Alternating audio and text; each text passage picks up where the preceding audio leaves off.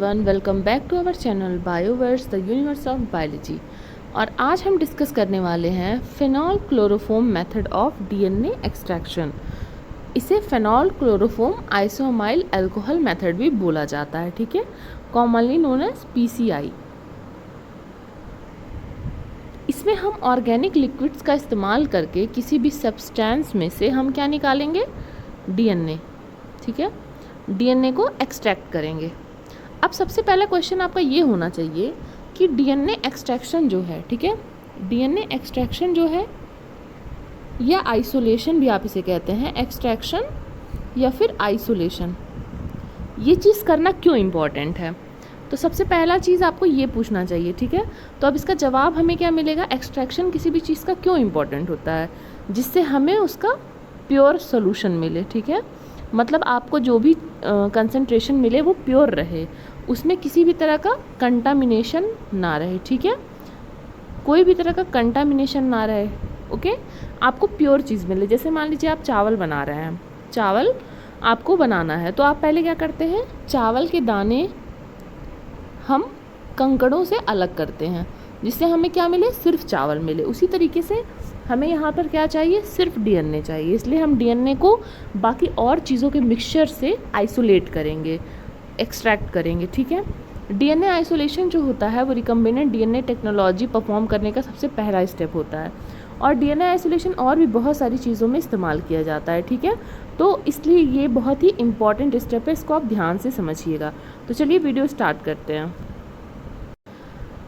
अब ये जो फेनॉल क्लोरोफॉर्म डीएनए एक्सट्रैक्शन का मेथड है, ये मॉलिक्यूलर जेनेटिक्स में कॉमनली इस्तेमाल किया जाता है, ठीक है, क्योंकि ये बहुत हाई क्वालिटी डीएनए आइसोलेशन करता है और ज़्यादा डीएनए जो है देता है। मतलब इस प्रोसेस में, ये जो प्रोसेस है, इसमें आपका डीएनए डिग्रेड होने का चांसेस बहुत कम है, ठीक है। जैसे कहीं कहीं ऐसा होता है कि मान लीजिए आप ने खूब सारा डीएनए लिया और जब आप आइसोलेट कर रहे हो तो आपको बहुत थोड़ा मिल रहा है, तो इससे हम क्या कहते हैं, लो यील्ड कहते हैं। लेकिन यहाँ पर हमें हाई यील्ड मिल रहा है, ठीक है। यहाँ पे इसे और किस किस नामों से बुलाया जाता है, इस टेक्निक को, फेनॉल डीएनए एक्सट्रैक्शन टेक्निक, या फिर फेनॉल क्लोरोफॉर्म मेथड, या फिर phenol chloroform isoamyl alcohol DNA extraction, या फिर पीसीआई आइसोलेशन। तो ये सब इसके नाम हैं। अब यहाँ पर एक बात देखिए कि कौन कौन सी चीज़ों से हम इस मेथड से डीएनए को एक्सट्रैक्ट कर सकते हैं। तो किस तरह के सेल से, मैमेलियन सेल से, प्लांट पार्ट से, बैक्टीरिया से, या फिर प्लाज्मिड से भी अगर आपको डीएनए आइसोलेट करना है तो आप इस मेथड से कर सकते हो। लेकिन दिक्कत क्या है, ये टेक्निक जो है ये थोड़ी कॉम्प्लिकेटेड है, टाइम कंज्यूमिंग है और पोटेंशियली हजार्डस है, क्योंकि यहाँ पर आप केमिकल्स का इस्तेमाल कर रहे हो, ठीक। अब इस मेथड का प्रिंसिपल को समझते हैं कि ये मेथड किस प्रिंसिपल पे वर्क करता है। तो ये जो मेथड है, ये जिस प्रिंसिपल पे वर्क करता है उसका नाम है liquid liquid extraction method. Liquid और लिक्विड एक्सट्रैक्शन मेथड। यहाँ पर दो बार लिक्विड क्यों लिखा गया है, क्योंकि यहाँ पर हम दो तरह के लिक्विड का इस्तेमाल करके डीएनए को एक्सट्रैक्ट करते हैं। अब दो तरह के लिक्विड हैं, तो किस किस तरह के लिक्विड हैं ये देखते हैं, इसमें क्या फेनोमेना वर्क करता है। तो समझ लीजिए आपने ये ट्यूब लिया, ठीक है।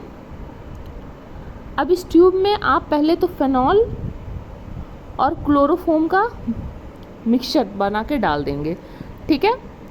अब ये एक फेज़ हो गया, मतलब ये एक लेयर हो गई पानी की या लिक्विड की, ठीक है। अब फिर आप क्या करोगे, वाटर डालोगे, प्योर वाटर यहाँ पर आप डालोगे, प्योर वाटर डालोगे, तो ये इसके ऊपर एक अलग फेज़ फॉर्म कर लेगा। अब अलग फेज़ फॉर्म करने के पीछे क्या रीज़न है, अलग फेज ये इसलिए फॉर्म कर लेगा क्योंकि इन दोनों की पोलैरिटी में क्या है, डिफरेंस है। देखिए फेनॉल और क्लोरोफॉर्म दोनों हमारा कैसा कंपाउंड है, ऑर्गेनिक कंपाउंड है। हमें पता है ऑर्गेनिक कंपाउंड क्या होते हैं, लेस पोलर होते हैं या नॉन पोलर होते हैं, ठीक है ना। और पानी हमारा क्या है, पोलर है। अब ये कॉन्सेप्ट इस्टेब्लिश हो गया ना कि पोलैरिटी के बेस पे हम दो तरह के डिफरेंट लिक्विड फेजेस को लेते हैं, ठीक है, जिनकी पोलैरिटी में अंतर होता है। अब ये चीज़ इस्टेब्लिश हो गई कि ये हमारा जो एक फेज़ रहेगा वो नॉन पोलर रहेगा और एक फेज़ हमारा जो रहेगा पोलर रहेगा, ठीक है ना। अब ये बताइए कि डीएनए जो होता है, डीएनए कैसा मॉलिक्यूल है, पोलर मॉलिक्यूल है या नॉन पोलर मॉलिक्यूल है। तो हमें पता है कि डीएनए में नेगेटिव चार्जेस प्रेजेंट होते हैं, ड्यू टू फॉस्फेट ग्रुप, ठीक है ना। डीएनए का जो स्ट्रक्चर होता है उसमें नेगेटिव चार्जेस प्रेजेंट होते हैं क्योंकि डीएनए हमारा फॉस्फेट ग्रुप से मिलके बना होता है। तो इसकी वजह से जो डीएनए है वो कैसा मॉलिक्यूल हो गया, डीएनए एक पोलर मॉलिक्यूल हो गया क्योंकि पोलर मॉलिक्यूल चार्ज जो है लेकर चलते हैं और यहाँ पर डीएनए क्या है, नेगेटिवली चार्ज है। ये एकदम बेसिक बात है लेकिन मैं फिर भी मेंशन कर दे रही हूँ क्योंकि हम सब का जो लेवल होता है वो एक नहीं होता है, कई बार हमारी बेसिक चीज़ें भी छूट जाती हैं, ठीक है। और बेसिक चीज़ें रिवाइज करने में कोई दिक्कत भी नहीं है। तो डीएनए हमारा पोलर मॉलिक्यूल है। अब आपके पास सपोज करिए ये ट्यूब है, इसमें दो तरह के लिक्विड फील्ड हैं, ठीक है। एक पोलर लिक्विड फील्ड है और एक आपका नॉन पोलर लिक्विड फील्ड है, एक आपका नॉन पोलर लिक्विड फील्ड है, ठीक है। और आपके पास यहाँ पर एक डीएनए मॉलिक्यूल है जो कि पोलर है, ये आपका डीएनए मॉलिक्यूल है जो कि पोलर है। अब अगर आप इस डीएनए मॉलिक्यूल को इस ट्यूब में डालते हो तो ये डीएनए मॉलिक्यूल किस फेज़ में सॉल्युबल रहेगा, ये बहुत बड़ा क्वेश्चन है। कि ये पोलर मॉलिक्यूल है तो ऑब्वियसली ये कहाँ पे सॉल्युबल होगा, पोलर मॉलिक्यूल पोलर में सॉल्युबल होगा क्योंकि हमने बहुत पहले ये कॉन्सेप्ट पढ़ा था कि लाइक डिसॉल्व्स इन लाइक। तो अगर पोलर मॉलिक्यूल है तो पोलर सॉल्यूशन में डिसॉल्व होगा। इसका मतलब आप जितना भी डीएनए डालोगे, जितना भी डीएनए आप इसमें डालोगे, सारा डीएनए बस इसी फेज़ में रहेगा, सिर्फ इसी फेज़ में रहेगा क्योंकि यही फेज़ आपका पोलर फेज़ है, ठीक है। तो इस तरह से बाकी चीज़ें यहाँ पर जा सकती हैं लेकिन डीएनए आपका यहीं पर अटक जाएगा क्योंकि डीएनए हमारा पोलर है और जो ऊपर वाला फेज़ है वो पोलर है। अब इसी को थोड़ा हम लैंग्वेज में समझते हैं। ये तो आपका कॉन्सेप्ट हो गया था, आई होप क्लियर हुआ होगा। अब देखिए यहाँ पर लिखा है कि suppose the tube is filled with phenol, chloroform, isoamyl alcohol and cell suspension. Cell suspension मतलब जो सेल के अंदर की चीज़ें थी, ठीक है, जो सेल के अंदर की चीज़ें थी, इस सेल को आपने तोड़ा फोड़ा, ठीक है, तो ये सेल का जो सस्पेंशन है वही, इसकी सारी जो मतलब पार्ट्स थे उसी को हम सेल सस्पेंशन कह रहे हैं। मतलब सेल के अंदर जितने भी चीज़ें थी उसको हम सेल सस्पेंशन कह रहे हैं। The phenol is less polar while the watery part is polar in nature, ठीक है। यही बात हमने समझी कि जो फेनॉल है ऑर्गेनिक कंपाउंड है वो लेस पोलर होगा जबकि वाटरी पार्ट जो होगा वो आपका पोलर होगा। और ये भी बात ये आपको समझनी है कि जो फेनॉल होता है वो पानी से डेंसर होता है, उसकी डेंसिटी ज़्यादा होती है, इसी वजह से फेनॉल जो है नीचे जा रहा है। डेंसिटी का कॉन्सेप्ट कहाँ पे आ रहा है, जैसे आप ये भी तो पूछ सकते हैं कि अगर आपने पानी और फेनॉल दोनों डाला तो फेनॉल नीचे क्यों है, पानी ऊपर क्यों है, क्योंकि फेनॉल जो है वो ज़्यादा डेंस है, ठीक है, डेंसिटी ज़्यादा है फेनॉल की, इसलिए डेंसिटी ज़्यादा है, इसलिए फेनॉल ट्यूब में नीचे बैठ जाएगा। उसके बाद में डीएनए क्या है, पोलर मॉलिक्यूल है, हमने ये बात बताई कि नेगेटिव चार्ज है, ठीक है। तो प्रिंसिपल ऑफ पोलैरिटी क्या बोलता है कि बायोमॉलिक्यूल जो है अगर पोलर है तो वो डिसॉल्व करेगा पोलर सॉल्वेंट में और नॉन पोलर है तो वो नॉन पोलर सॉल्वेंट में डिसॉल्व करेगा। यही चीज़ अभी मैंने आपको बताई। तो अब हमें क्या देखना है कि वाटर जो है वो डीएनए को डिसॉल्व कर लेगा लेकिन प्रोटीन को डिसॉल्व नहीं करेगा, जबकि फेनॉल जो है वो डीएनए को डिसॉल्व नहीं करेगा क्योंकि यहाँ पर पोलैरिटी का कॉन्सेप्ट आ गया। अब हायर डेंसिटी है फेनॉल की इसलिए वो बॉटम में रहेगा, इसलिए जो जीनोमिक डीएनए है आपका वो अपर वाला जो पार्ट है आपका वाटरी वाला पार्ट उसी में रह जाएगा और बाकी का जो सेल डेब्रिस रहेगा, मतलब डीएनए को छोड़ के और बाकी भी चीज़ें जो भी थी डेब्रिस जो आपके काम का नहीं था वो नीचे जम जाएगा, ठीक है। इसे थोड़ा अच्छे से समझते हैं। यहाँ पर आपने क्या किया, ये ट्यूब लिया, इसमें पहले ये आपका वाटरी पार्ट हो गया और ये आपका फेनॉल वाला पार्ट हो गया, ठीक है।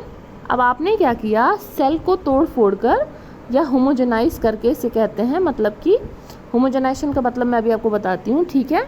इसको यहाँ पर आपने डाला। अब हुआ क्या कि इसमें से पोलर मॉलिक्यूल हमारा बस डीएनए था तो डीएनए इस वाटर वाले पार्ट में बचा रह गया और उसके अलावा जितनी चीज़ें थी वो सब कहाँ चली गई, नीचे जाकर जम गई, जो भी सेल डेब्रिस था। इस तरह से क्या हो गया, बिल्कुल एक छन्नी की तरह डीएनए आपका ऊपर ही समझ लीजिए ये जो फेज़ है जहाँ पर फेनॉल वाला फेज़ और वाटर वाला फेज़ मिल रहा है ये बिल्कुल एक छन्नी की तरह काम करता है। यहीं पर सारा डीएनए आके घुल जाएगा और बाकी सारा डेब्रिस नीचे चला जाएगा। इस तरह से आपका डीएनए जो है अलग हो जाएगा बाकी के सेल की चीज़ों से। अब ऐसा नहीं है कि आप बस ट्यूब में पानी डाल दिए, फिनॉल डाल दिए और अपने मन से ये चीज़ें हो जाएंगी। डालने के बाद आपको फिनॉल और वाटर और सेल सस्पेंशन आपको इसे सेंट्रीफ्यूज करना पड़ेगा। जब आप उसे सेंट्रीफ्यूज करेंगे तो चीज़ें जो है नीचे की तरफ और ऊपर की तरफ अलग अलग सेटल हो जाएंगी, ठीक है। सेंट्रीफ्यूजेशन के बाद आपका जो डीएनए है वो अपर फेज में रहेगा। यहाँ डीएनए नहीं, न्यूक्लिक एसिड क्यों कहा जा रहा है? क्योंकि यहाँ पे डीएनए प्लस आरएनए दोनों चीज़ें नेगेटिवली चार्ज होती हैं, इसलिए एक सेल में ये दोनों चीज़ें प्रेजेंट हैं तो वो ऊपर की तरफ रुक जाएंगी। यहाँ पर बात आती है कि हमने 3 केमिकल इस्तेमाल किए, फिनॉल, क्लोरोफोम और आइसोमाइल अल्कोहल। तो ये जानना बहुत इंपॉर्टेंट है कि हर एक केमिकल का यहाँ पे रोल क्या है, ठीक है। तो सबसे पहले देखते हैं फिनॉल का रोल। डीएनए जो है वो फिनॉल में इनसॉल्युबल है क्योंकि वो लेस पोलर सोल्यूशन है फिनॉल, ठीक है। और प्रोटीन में क्या होता है? प्रोटीन हमें पता है पोलर भी होते हैं, नॉन पोलर भी होते हैं, ठीक है, पॉजिटिव भी होते हैं, नेगेटिव भी होते हैं, क्योंकि अमाइनो एसिड पे बहुत तरह के चार्जेस हो सकते हैं और long chain of amino acids को ही प्रोटीन कहते हैं, ठीक है। इसलिए अमाइनो एसिड हमारा वेरिड होता है, कभी पोलर कभी नॉन पोलर। हमें पता है कि प्रोटीन के अंदर क्या क्वालिटी होती है, जैसे मान लीजिए ये पोलर हेड भी कंटेन करता है, नॉन पोलर हेड भी कंटेन करता है। तो जब ये पोलर सब्सटेंस में जाएगा तो पोलर हेड्स को जो है बाहर कर देगा और जो नॉन पोलर हेड्स हैं उन्हें अंदर छुपा लेगा, इस तरह से स्ट्रक्चर बना लेगा। और जब यही प्रोटीन जब आपका नॉन पोलर एनवायरनमेंट में जाएगा तो यही उल्टा काम कर देगा, मतलब ये अंदर छुपा लेगा पोलर वाले हेड्स को और बाहर कर देगा नॉन पोलर वाले हेड्स को। तो ये एनवायरनमेंट के हिसाब से अपने आप को बदल सकता है, इसलिए वो दोनों में चल सकता है, ठीक है। अब देखिए यहाँ पे क्या होता है, जो फोल्डिंग होती है प्रोटीन की सेकेंडरी, टर्शियरी और क्वाटर्नरी स्ट्रक्चर में, वो अमाइनो एसिड की पोलैरिटी पे रिलाई करती है, ठीक है।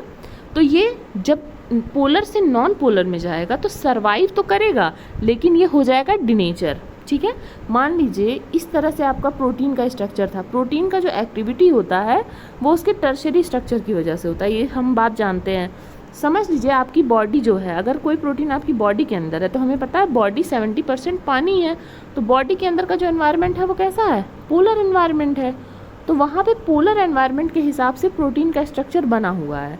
अब जब आप उसे ज़बरदस्ती उठा के नॉन पोलर एनवायरनमेंट में डालेंगे तो ये सर्वाइव तो कर जाएगा, ठीक है, चेंज कर लेगा स्ट्रक्चर, लेकिन इसका स्ट्रक्चर हो जाएगा डिस्टर्ब और इसलिए ये हो जाएगा डिनेचर, ठीक है। तो फिनॉल क्या कर रहा है? प्रोटीन को नेचर भी कर रहा है, ठीक है ना, प्रोटीन के स्ट्रक्चर को अनफोल्ड करके उसे डाइजेस्ट कर रहा है। तो फिनॉल का यहाँ पे 2 रोल है। पहला तो ये कि ये डीएनए को डिसॉल्व नहीं कर सकता और दूसरा ये कि ये प्रोटीन को डिसॉल्व कर रहा है और प्रोटीन को जो है डाइजेस्ट कर रहा है, ठीक है ना। तो ये हो गया फिनॉल का हमारा रोल। अब चलते हैं क्लोरोफॉर्म की तरफ। फिनॉल से ही सारा काम हो जा रहा है तो क्लोरोफॉर्म की क्या ज़रूरत है? The main function of chloroform is to protect genomic DNA during a catastrophe, ठीक है। किसी भी तबाही के समय पर जीनोमिक डीएनए को बचाने का काम कौन कर रहा है? क्लोरोफॉर्म। क्लोरोफॉर्म क्या करता है? फिनॉल की एफिशिएंसी को बढ़ाता है। प्रोटीन डीनेचर करने की जो फिनॉल की एफिशिएंसी है उसको बढ़ाता है, ठीक है। और क्लोरोफॉर्म ही जो है ऑर्गेनिक फेज की और एक्वस फेज की जो सेपरेशन उसको अलाउ करता है और डीएनए को प्रोटेक्ट करता है एक्वस फेज में, ठीक है। इतने सारे काम करता है क्लोरोफॉर्म। यहाँ पे एक्वस फेज और ऑर्गेनिक फेज सुन के आप कंफ्यूज मत होइएगा, बस जो आपका फिनॉल है वो एक ऑर्गेनिक कंपाउंड, इसलिए हम इसे ऑर्गेनिक फेज कहते हैं, ठीक है। और जहाँ पे पानी है वहाँ पे हम इसे एक्वस फेज कहते हैं, ठीक है। चीज़ वही है, बस नाम कई सारे हैं, तो आपको कंफ्यूज नहीं होना। बेसिकली आपको 2 तरह के पोलर जिसमें पोलैरिटी की डिफरेंसेस है वो आपको लिक्विड बनाना है, ठीक है। अब चलते हैं अल्कोहल की तरफ। अब आइसोमाइल अल्कोहल क्या करता है? जो फोमिंग होती है, जब फिनॉल को मिक्स करते हैं तो फोम बन जाता है, ठीक है। Phenol chloroform DNA extraction method में आइसोमाइल अल्कोहल जो होता है वो फोमिंग को रोकने का काम करता है। जैसे आपने यहाँ पर फिनॉल पहले डाला और फिर यहाँ पर पानी डाला, तो ये जो इंटरफेज है, मतलब दोनों फेज जहाँ पर मिल रहे हैं यहाँ पर फोमिंग हो सकता है। तो इससे बचाने के लिए हम क्या करते हैं? आइसोमाइल अल्कोहल डालते हैं, ठीक है। ये इमल्सिफिकेशन को रोकता है। तो ये तीनों के इम्पॉर्टेंट कैरेक्टरिस्टिक आपको पता चल गए कि आप यही तीनों चीज़ें क्यों इस्तेमाल कर रहे हैं। अब यहाँ पर कुछ केमिकल्स और हैं जिनका इस्तेमाल किया जाता है, उन केमिकल्स को भी पहले हम पढ़ते हैं, फिर देखते हैं किस किस तरीके से हम उन्हें इस्तेमाल करते हैं। तो सबसे पहले ट्रिस बेस। ये ट्रिस बेस जो है ये एक तरह का बफर सोल्यूशन है, और हमें पता है बफर सोल्यूशन का क्या काम है, वो पीएच को मेंटेन रखता है, ठीक है। और उसके बाद में क्या करता है, परमेबलाइज करता है सेल मेम्ब्रेन को, मतलब कि उसे परमिएबल बनाता है। फिर ईडीटीए आपने बहुत बार नाम सुना होगा। ये क्या है, एक कीलेटिंग एजेंट है। कीलेटिंग एजेंट मतलब कि जो डीएनएज एंजाइम होते हैं, ठीक है, जो डीएनएज एंजाइम होते हैं, इनके फंक्शन के लिए जो है Mg2+ मतलब एक डाइवेलेंट आयन लगता है। तो ईडीटीए क्या करता है, जो Mg2+ होता है उसको जाकर अटैच कर लेता है अपने से। तो फ्री Mg2+ अगर नहीं मिलेगा तो डीएनएज एंजाइम वर्क कर पाएगी, नहीं कर पाएगी, क्योंकि इसे नेसेसरी है Mg2+। तो अगर डीएनएज एंजाइम वर्क नहीं करेगी तो आपका डीएनए बचा रहेगा। डीएनएज एंजाइम क्या करती है, डीएनए को डीनेचर करती है, ठीक है। तो इस तरह से ईडीटीए क्या करता है, डीएनए के डीनेचर होने को रोकता है। एसडीएस क्या है, एसडीएस एक तरह का डिटर्जेंट है, एनायनिक डिटर्जेंट है, ठीक है। ये मदद करता है सेल मेम्ब्रेन को डीनेचर करने में, और प्रोटीन को भी, ठीक है। प्रोटीन को डीनेचर करने के लिए एसडीएस का इस्तेमाल होता है। NaCl हमें पता है डीएनए डीनेचरेशन को रोकता है, और MgCl2 क्या करता है, डीएनए को अदर सेल ऑर्गेनेल से मिक्स होने से रोकता है। और टीई बफर, ये भी एक तरह का बफर है, ये डिसॉल्व करता है डीएनए को। इस इमेज में आप देख सकते हैं कि यहाँ पर देखिए ये एक रियल इमेज है, और यहाँ पर देखिए क्या हो रहा है, नीचे हमारा लोअर फेज में ऑर्गेनिक फेज है, और ये देखिए यहाँ इंटरफेस पे थोड़ा वाइटिश आपको दिख रहा है ना, ये फोम फॉर्मेशन है, और अपर फेज में हमारा एक्वस फेज है। तो ये एक रियल डायग्राम है, रियल इमेज है। अब ये क्विक हम लोग फ्लो चार्ट देख लेंगे कि किस तरह से आपको स्टेप्स परफॉर्म करने हैं। तो सबसे पहले आप क्या करेंगे, होमोजेनाइज करेंगे सेल्स को 4 डिग्री सेल्सियस पे। होमोजेनाइज में क्या होता है कि मतलब आपने जैसे आपका ये सेल है, ठीक है, इसमें अलग अलग जगहों पर अलग अलग चीज़ें प्रेजेंट हैं। सपोज़ करिए अगर आप यहाँ से एक टुकड़ा लेते हैं तो आपको ये चीज़ तो नहीं मिलेगी, सिर्फ यहाँ के कंटेंट्स मिलेंगे। इसलिए क्या किया जाता है, इसको अच्छे से मिन्स कर दिया जाता है, सेल को तोड़ फोड़ के एकदम से इसको एक बराबर कर दिया जाता है, जिससे कि एक टुकड़ा आप लें तो उसमें थोड़ी थोड़ी हर चीज़ें आपको मिले, ठीक है। होमोजेनाइजेशन मतलब कि एक जैसी चीज़ें रहेंगी।